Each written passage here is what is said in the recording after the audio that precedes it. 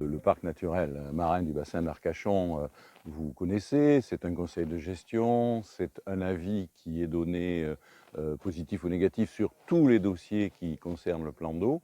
Et puis nous avons décidé de créer une fondation pour le bassin d'Arcachon, de façon à pouvoir mobiliser au-delà des institutions, au-delà des représentants des structures de la société civile, pouvoir mobiliser tous ceux qui veulent sur le bassin d'Arcachon et même au-delà, participer à sa préservation et à son développement. Et donc cette fondation permet de recueillir des fonds des entreprises, des particuliers, pour ensuite aller investir sur les projets du parc naturel marin. Et c'est une fondation extrêmement importante que nous venons de lancer avec le CIC. C'est le premier donateur, c'est un donateur qui est membre fondateur, puisque sans cet apport de base, nous ne pouvions juridiquement pas lancer notre fondation. C'est le fait de travailler en partenariat avec tous les acteurs du bassin, et en particulier au travers de la marque, que nous avons pu nouer ces contacts. Et donc c'est vraiment un soutien très important.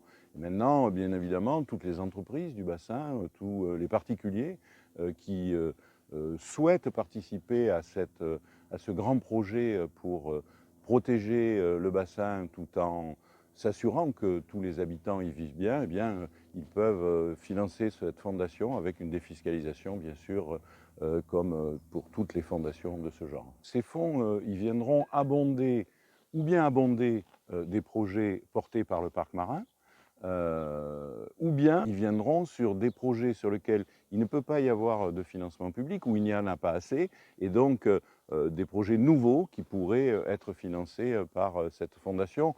On travaille par exemple sur la reproduction de la seiche, qui est à la fois un élément central sur la qualité de la faune du bassin d'Arcachon, mais qui est aussi pour les pêcheurs quelque chose d'important.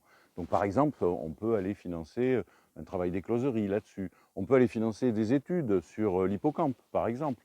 On peut porter des éléments de pédagogie pour que les enfants de nos écoles puissent découvrir ce que nous faisons sur le parc naturel marin. Bref, toutes les possibilités existent, soit renforcer les financements existants, soit porter des nouveaux projets.